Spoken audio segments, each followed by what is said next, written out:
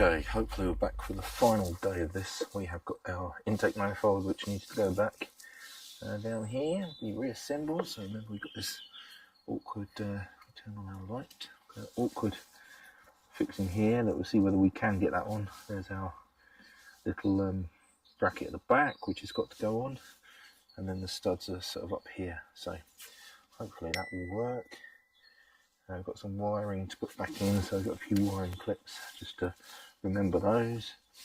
And then we have got our wiring for the lambda sensors or the O2 sensors. I'm going to have a little, see if I can clean this up where it's got a bit exposed, just to make sure that it's covered up and safe, so that doesn't look brilliant. But I don't think there's anything fundamentally wrong with the wires. I'll have a little look at that and we'll see what we can find there. And we've got our lambda or oxygen sensor connectors here.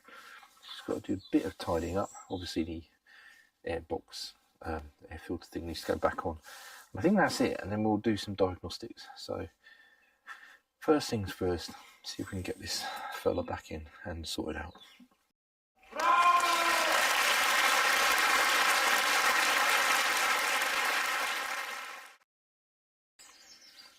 Right, there's not going to be masses to see here, but what I'm going to do is get the manifold secure, and then we'll go from there.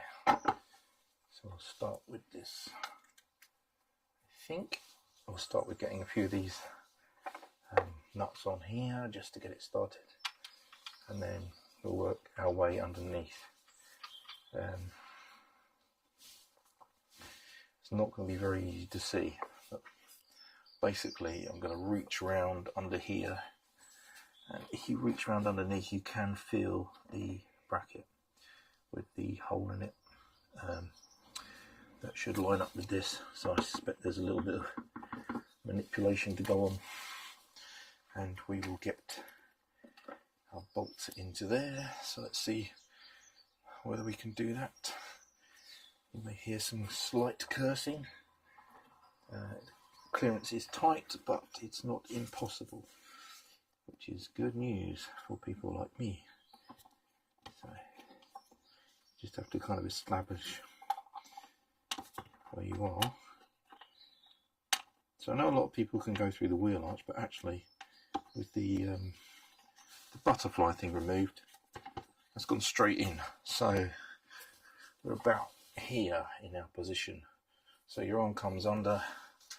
Make sure it's protected from whatever scratchy stuff is under there, and then the bolt is in.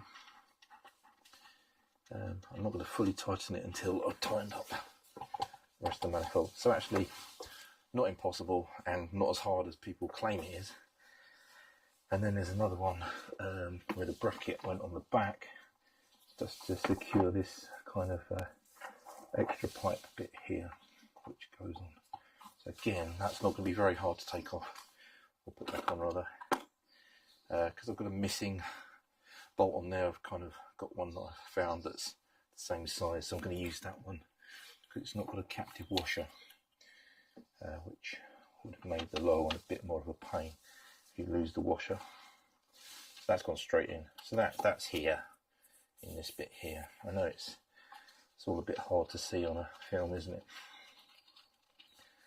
So once they're on, you kind of started, and that's really most of the battle, I think, with those awkward nuts. And then we've got to just carry on with this.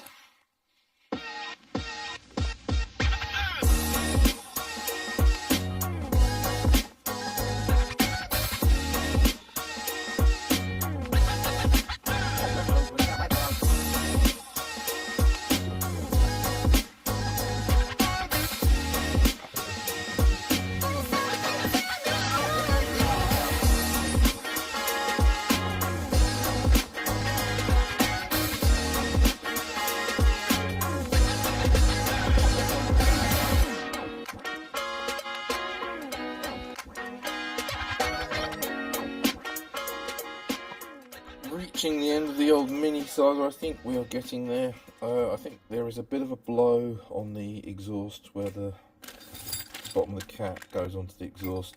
The actual bracket on there is terrible, I'm going to take it off and replace it with this one that hopefully will be better, but I've got some of this to seal it as well to make sure it's sealed, because I know that blowing makes the lambda reading go out. And then the other thing, I've just got one of these L-ring nice gaskets to put into the butterfly, between the butterfly and the intake manifold housing, just because the one on there looks ropey, and I'm just trying to eliminate any really obvious places where there could be an air leak.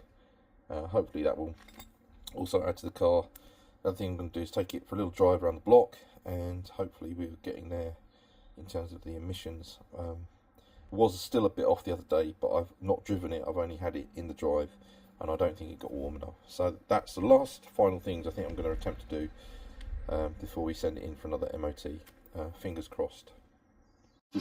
Okay, just say this is the sill that I've replaced. It's the sill here, so that's what I mean by that green sill. The other ones are just a bit ropey and old, but obviously when you're putting this back, make sure it is situated correctly all the way round, or you will get yet another air leak, which you're kind of is the things that I'm trying to make sure I haven't got. Also noticed a strong smell of fuel when I took this off, so I might just, while I'm at it, have a quick look at the old there's the fuel injector rail here, just make sure that there's no issues with the sealing and that that's all tight, just in case. It's just random things that I'm doing at the end of the project to make sure that we're okay. So we've reached that phase where we're going to put on this back on, the butterfly assembly. There is a notch on it here which aligns with the not the blind notch on the back of here. So there's a blind one there, blind one there. So this has got to go at the top. So that notch on here, yeah, either side. So these, the blind ones that are here and here, they align top and bottom, and then you can get your 3 screws in. So I don't know again how easy this is to film, where you can actually see anything. Like, just so awkward to film a Mini. Roughly. So, and also remember that your wiring connectors are all threaded through and available that you need. So I have to drop this down carefully. It's got a wiring connector that's got to go back on, and it only goes around one way, so we should be okay. It's just a little bit awkward to manipulate into the hole there. It's quite tight, and then you drop it, and then the little notches that help us align it. Bring it back up.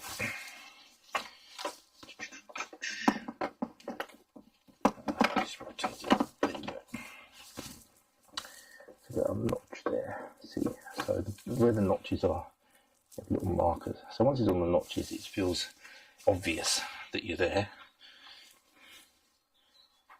And obviously the best thing to do is just get yourself started with one of the torque screws and put another one in, which there's one under here, which is the one that you can never see.